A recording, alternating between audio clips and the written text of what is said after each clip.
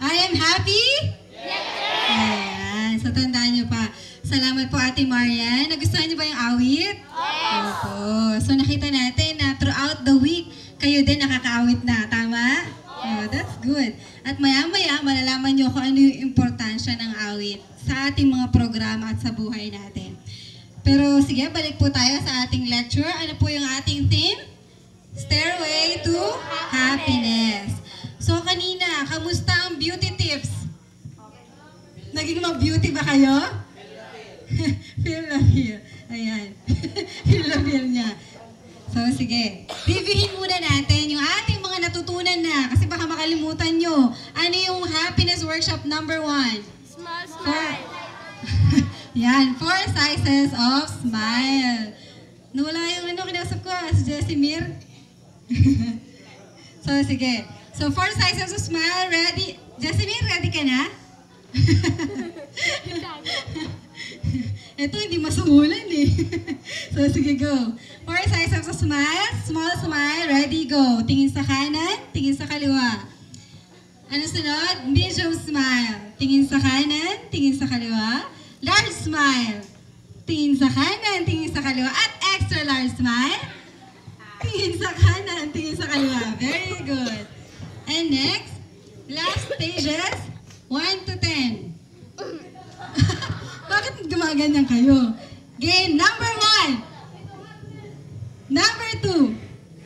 Number 3. Number 4. Go, Patrick. Number 5. Yan. Number 6. Very good. Number 7. Number 8. Very good. Number 9. And number 10. Ang galing. Kahit wala palang nagde-demo, kuhang-kuha eh. Very good. Okay. So, happiness workshop number 3. Ang ating, kapag very good or good deeds, anong sasabihin? Yes. Kapag onti yan, nakuha mo na sana eh. Ito na. Yeah. And kapag okay na okay? Yahoo! Kanina, oh. Sino yung nagsabi sa akin? Haya siya, oh. Kaya Yahoo, chinil niya daw yung sarili niya. Very good. And kahapon, count your blessings. Sige nga. Sino maraming blessings today? Taas ang kamay. May nakapag-count? Very good, ah. So, buong araw, dapat i-count nyo yan. O gusto nyo simulan natin pag-count? Pag-gising sa umaga, anong blessing?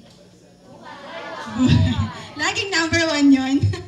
Okay. So, sunod-sunod na yun. Count your blessings. So, balikan natin yung mga topic natin. Yung second day ay? Happy feet. Footwears on. Ano yung footwears natin? The Bible. Very good. Pangalawa? Wanted cheerleader. O yan, at-cheer nyo na yung sarili nyo. And then kahapon? Humpy-Dumpy fall. Ngayon, nung may nahulog, kailangan meron tayong gawin para hindi na tayo mahulog. Ano ang sabi? Ito yung topic natin. Hold on. Hold the handrail on the stairs. Ano yung handrail? Yun, yung hawakan. Kanina pag-akyat, sinong humawak sa hawakan? Kaya ang hawakan eh. Hawakan nyo. Yan, para mas safe, di ba? Para maiwasan yung pagkahulog at pagka-fall, di ba? So, ito yung matututunan natin ngayong gabi. So, nakikita nyo kung papaano talaga gamit na gamit yung hagdan natin, no? Yung stairway natin. So, lahat na experiences natin sa stairway, patungo dito sa happiness. Hold the handrail. Ngayon, what is in your hand? Nasa kamay nyo, may kodigo? Wala naman. Yan, buti naman. May pintura, whatever. Yan. O, amoy pipinot kamatis. What is in your hand? And ano yung, gaano ka-importante yung kamay sa buhay ninyo? Sige nga. Pag walang kamay, makakapagsuklay ba kayo ng buhok? Ano pa, makakain ba kayo ng maayos? Makakapag-toothbrush pa? Makakakit ba kayo ng safe na safe? Hindi, di ba? Napakadelikado. Or, hindi makakapagsulat ng love letter pag walang kamay. Pwede bang bibig na lang? So, you see, napaka-importante ng kamay ninyo. Kaya ngayong gabi, gagawin ko pa yung mas importante. Kasi may ituturo ako sa inyo na hindi nyo dapat makalimutan. At habang umaakyat kayo sa stairway ng happiness, dapat alam na alam nyo to. Sige. ito yung tinatawag na five-finger gospel story. Patingin nga ng kamay, 5 ba ang daliri? Meron bang sumobra? Meron? Patingin, that's special. Hindi nga. Oh, mamaya, ang galing ha. Pero may kulang ba? Wala naman so far, that's good. Ganyan. So 5, meron tayong 5 fingers sa ating kamay. Pag sinabing gospel story, ang gospel po, good news. Yan, sinong gusto ng good news? Gusto niyo araw-araw good news? Diba? Mas maganda yon kaysa naman laging bad news. Eh di malulungkot lang kayo, madidepress kayo. Pero this time, yung kamay ninyo, laging may daladalang good news yan. Kaya 5-finger gospel story. So simulan natin. Bawat daliri ninyo, merong sinisimbolo na dapat tandaan nyo ha. Alam na? So sige, go. Ito yung tinatawag na plano ng Panginoon para sa kaligtasan natin. So nakita nyo may hagdan hanggang sa maligtas tayo. So thumb. Patingin nga ng thumb. Anong tawag sa Tagalog? Hinlalaki. Pag gumanyan kayo, anong ibig sabihin? Okay. Walang problema. Approve, di ba? Yahoo, di ba? Okay. So okay na okay. Ngayon, ano kaya sinisimbolohan nito? Ayan. Ang tao. Di ba pinag-aralan natin, nung likha yung tao, okay ba sila o hindi? Okay sila. Perfecto ba? Maganda? Maganda, di ba? Gwapo? Ayan. So, perfecto yung tao nung nilikha ng Panginoon. Kaya sabi, di ba, sa Genesis 1:31, basahin natin. At nakita ng Diyos ang lahat ng kanyang nilikha. At narito, napakabuti.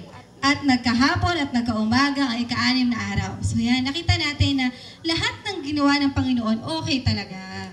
So kaya ano yung number, ito yung thumb, ano to?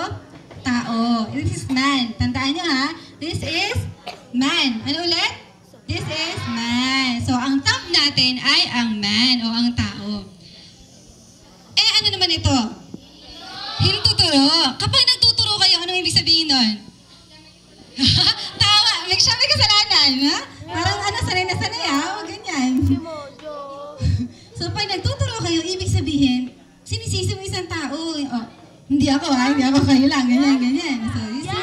So, nagtuturo. Ibig sabihin, ano kaya yun? Kung ito ay man, ano to? Ayan, kasalanan. Dahil, sabi doon sa mga taga-Roma 5:12, ang kasalanan ay ano? Pumasok sa sanlibutan sa pamamagitan ng isang tao at ang kamatayan ay pumasok sa pamamagitan ng kasalanan. Dahil dito, lumaganap ang kamatayan sa lahat ng tao dahil ang lahat ay nagkasala. So, di ba kahapon pinag-aralan natin kung paano nahuhulog, di ba? O nahulog ang tao sa kasalanan. Ito yun. So, yung hintuturo natin, kapag nagtuturo kayo, ano ibig sabihin nun? Kasalanan, ibig sabihin, hindi maganda talaga yun, no? Kaya huwag kayo magtuturo. So, yun yung ating index finger. Tandaan nyo, ha? So, dahil kanino yun? Dahil kay Satan. Ngayon, gumanto kayo. Sige nga, ganito. Ayan. Loser? Loser talaga? Ano? Noy. Ganon. Okay. Sinong mas malaki? Eto o eto? Eto. Ba't pareho yung sagot nyo? Eto. Sige nga, sino mas malaki? Hintuturo o ito? Na-confuse kayo. Okay. Kung sino yung mataba, etong man, di ba? Pero yung pinakamatangkad o malaki yung matangkad, ano ito? Etong hintuturo. So nakita natin, sabi sa taga-Roma 3:23, sapagkat ang lahat ay nangagkasala nga at hindi na nga abot sa kalwalhatian ng Diyos. Yan. So nakita nyo, nanliliit yung tao, tama? Maliit siya.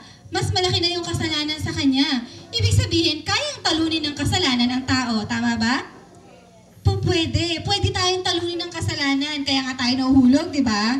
So, nakita natin na posible na matalo tayo ng kasalanan bilang tao. Although, nung una, okay tayo.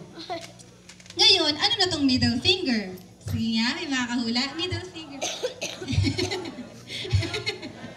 Parang ang hirap gumanon, no? Kasi bad agad. Kaya nakaganyan eh. Nung nag-research ako niyan, paghanap ko ng middle finger, puro nakaganon. Diba? Ganyan lang, o. Ganyan. Middle finger. Okay. Ano ang pinakamatangkad sa lahat?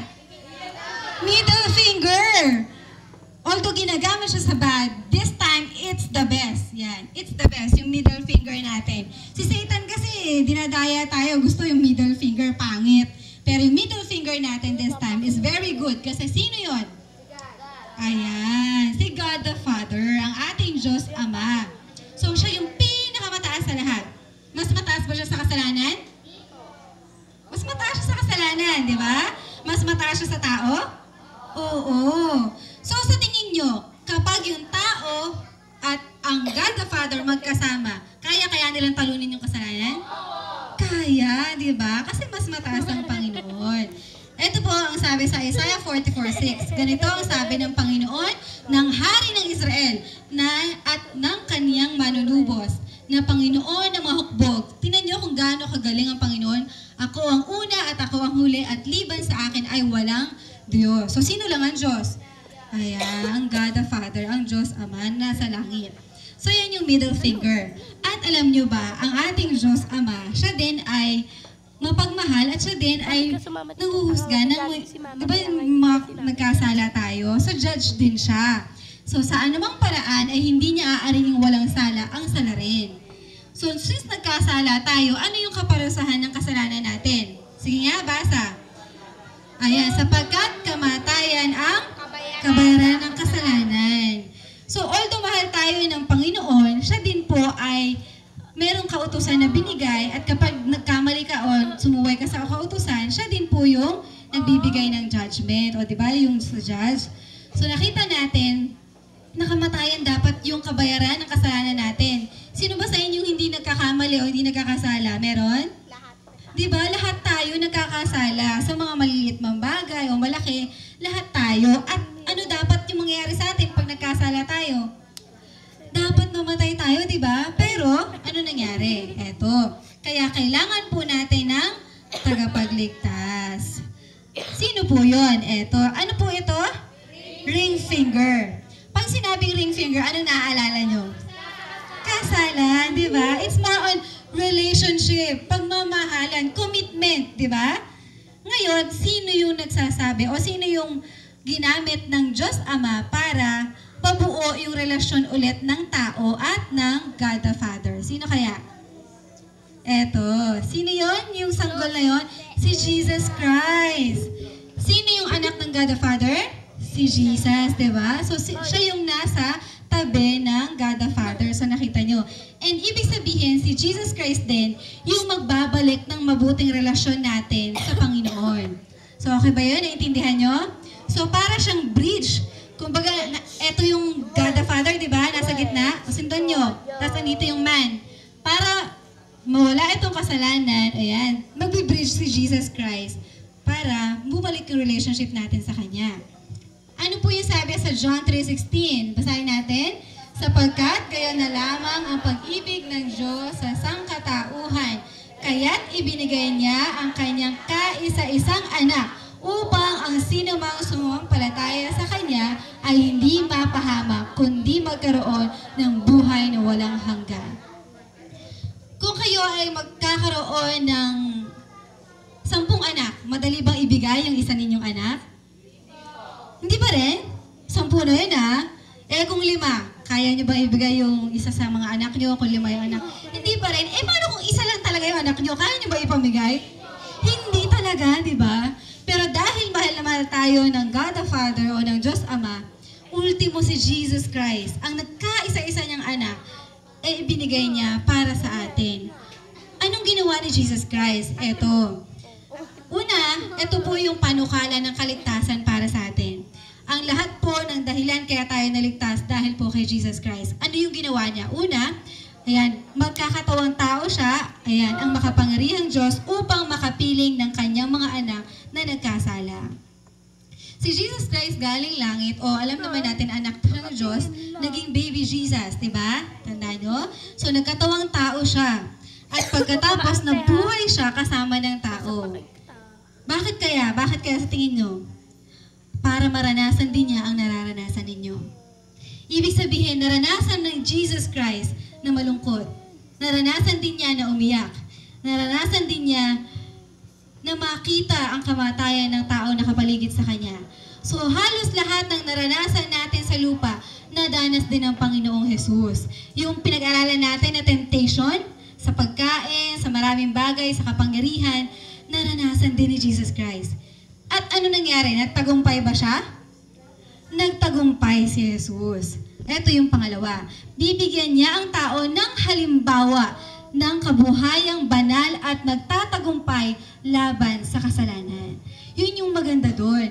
Na although nakita natin, ito yung tao, ito yung kasalanan, mas mataas yung kasalanan, pero dahil kay Jesus, na ipakita niya na posible, di ba?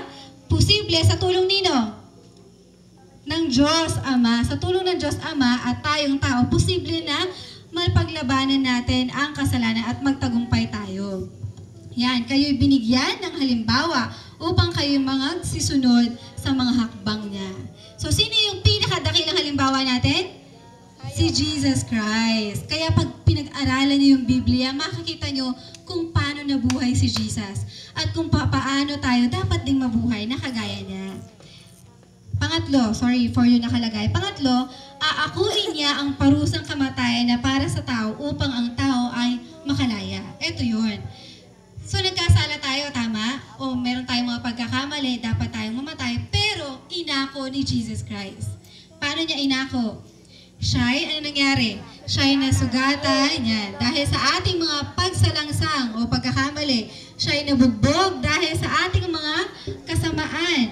Ang parusa ng tungkol sa ating kapayapaan ay nasa Kanya at sa pamamagitan ng Kanyang mga latay ay nagsigaling tayo. Sino nakapanood ng Passion of the Christ? Napanood nyo kung papaano nasaktan si Jesus Christ, kung papaano pinako siya sa krus. Hindi para sa kanyang sarili na iligtas siya, kundi para iligtas tayo. Para after na maramdaman lahat yun, masasabi niya kay Satan, nagtagumpay na ako, Satan. Dahil lahat ng taong ito, pag tinanggap nila ako sa buhay nila, ay posible na magkaroon sila ng pagkakataon na eto, bibigyan sila ng ikalawang pagkakataon na mabuhay magpakailanman kung pipiliin niya. Di ba yung happiness natin sa lupa, eto yung masaya ka. Pero yung happiness na ultimate ay nasaan? Nasa langit. Ito yung binibigay na pagkakataon ng Panginoon sa atin sa pamamagitan ni Jesus Christ. At pang-anim, ibabalik niya ang tao, yan, ibabalik niya sa tao ang larawan o likas ng Diyos na nawala dahil sa kasalanan. Diba dati yung origin natin ay okay? Ngayon, ibabalik yon ng Panginoon sa pamamagitan ni Jesus Christ.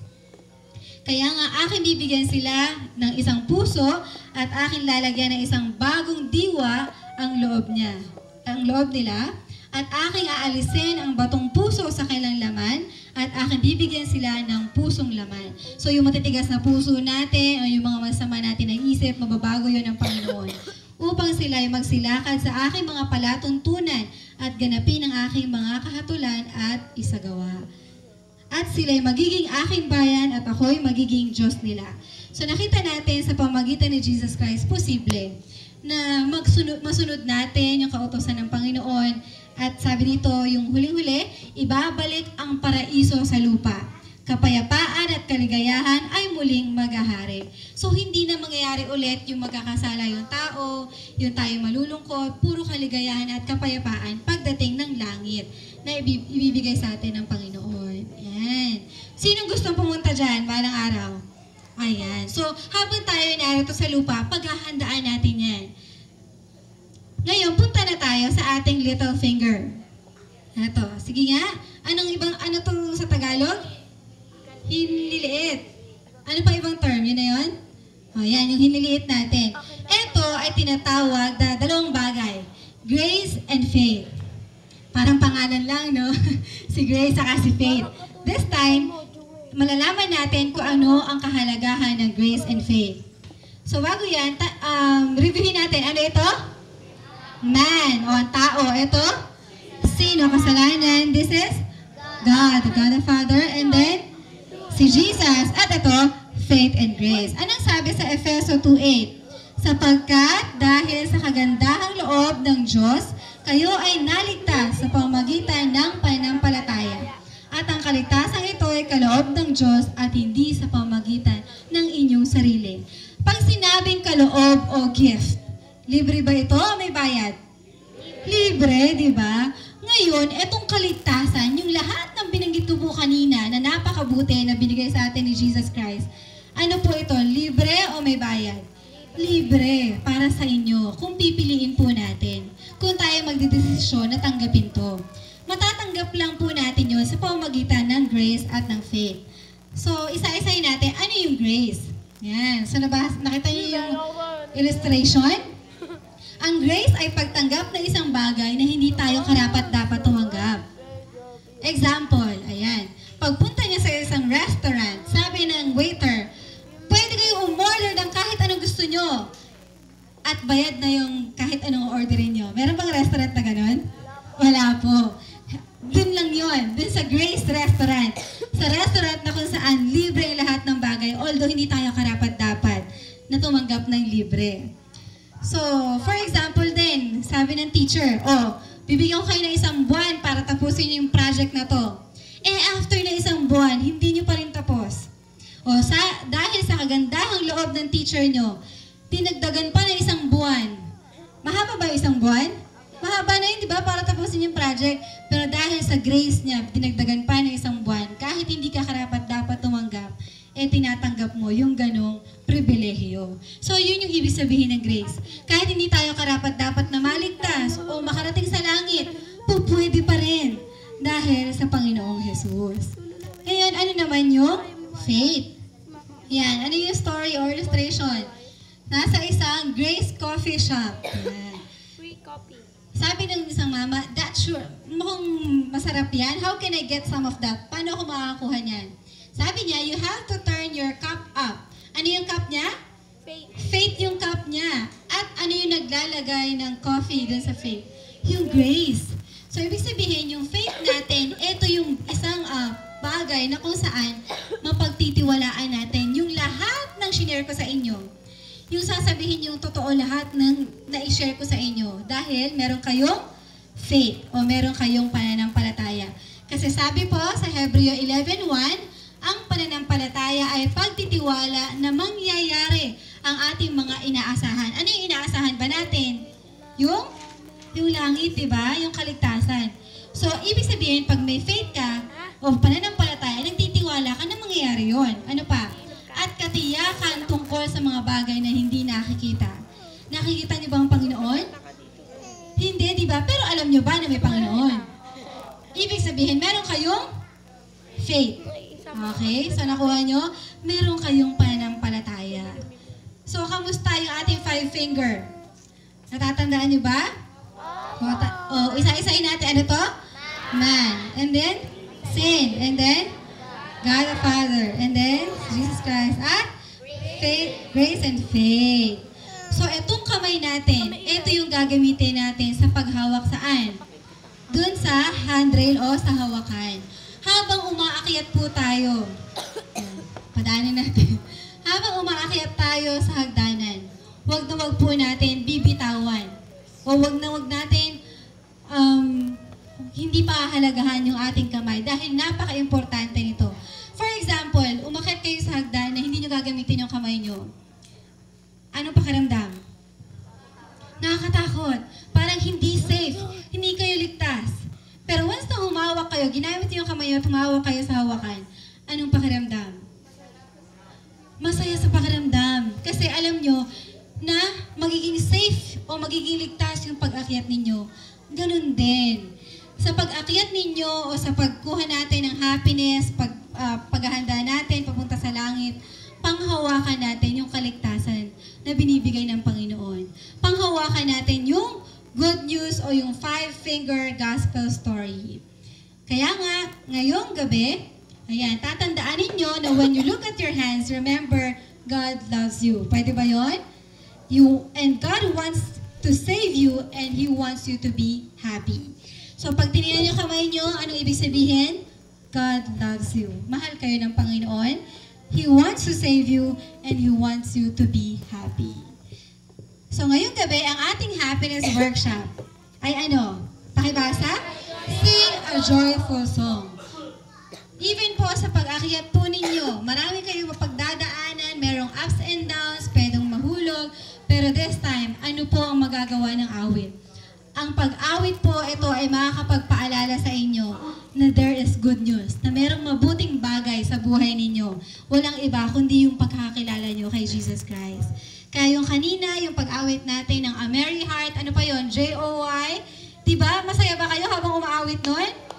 Ibig sabihin, habang umaawit kayo nun, kapag yung tipong nadidepress na kayo, nalulungkot kayo, pag umawit kayo nun, tutulungan kayo nun para manumbalik yung kaligayahan nyo. Ako po, whenever na feeling ko malulungkot na ako, talagang pakiramdam ko, hindi na maganda yung nangyayari. I just sing a song. And maya-maya, magiging okay na yung pakiramdam. So, i-try nyo din. So, try po muna natin awitin yung A Merry Heart. Ate Aji, ano naman po ng lyrics. And ditadagdagan po ng action ng ating friend na si Krisha, tama? Dali. Nakita ko siya kanina. Meron ng action sa Tagalog song natin na A Merry Heart.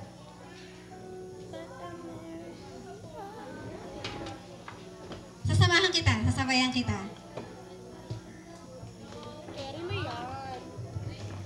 Gagayahin niyo yung gagawin niya, ha? Don't worry, andito naman. Tatayo ka din, ha? Gagayahin mo. So this time, kapag inawit po natin yung A Merry Heart, ay talagang dapat merry ang heart nyo. Pwede ba yun? Masaya talaga ang puso. Taray! Kaya natin to. Game.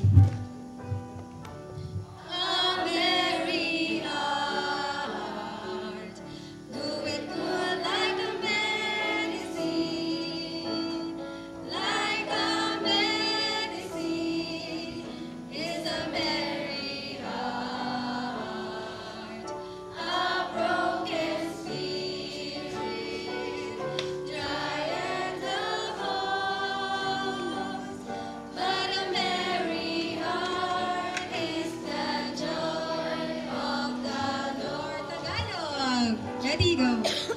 Sayang puso, lunas sa kalungkutan, ikaliligaya sa tuwi-tuwi na ang malungkuti. Kung mapangin, kung masaya ka, ikaw ay gaganda. Wow! Okay ba? Palakpakan natin. Very good! Salamat na marami. Bukas ulit. Now this time, meron pa ako isang kanta na ituturo sa inyo. Ito ay, ang pinapamagat niya ay Si Jesus ang lahat sa buhay. Ayan. Alam niyo yun? Ayan. So, sabay-sabay tayong aawit. So, madali lang yung kanta. Si Jesus ang lahat sa buhay, kung kaya meron tayong saya. So, awitin natin ng may kasiyahan. Ready? Sing! Si Jesus ang lahat sa buhay, kung kaya may saya. Si Jesus ang lahat sa buhay, kung kaya may saya. Problema'y dumarating, ito'y kanyang lulutasin. Si Jesus ang lahat sa buhay, kung kaya may saya. Ngiti! Si Jesus ang lahat sa buhay, kung kaya may ngiti. Ngiti naman dyan! Si Jesus ang lahat sa buhay, kung kaya may ngiti. Problema'y dumarating, ito'y kanyang lulutasin. Si Jesus ang lahat sa buhay, kung kaya may ngiti. Sunod, pag-asa. Si Jesus ang lahat sa buhay, kung kaya may pag-asa. Si Jesus ang lahat sa buhay, kung kaya may pag-asa.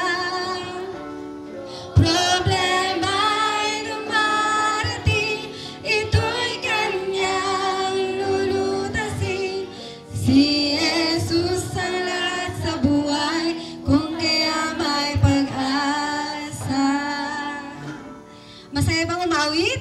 Ayan. So, simple lang yung awit natin. Aawitin niyo yan sa mga panahon na tingin nyo kailangan nyo na maging masaya.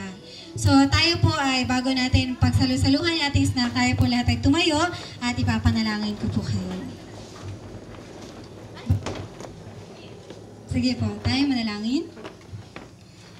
Panginoon po naming Diyos na makapangyarihan sa lahat. O anong kaligayahan na kami po ay binigyan nyo ng pagkakataon na magkaroon ng kaligtasan, ng kaligayahan sa lupang ito.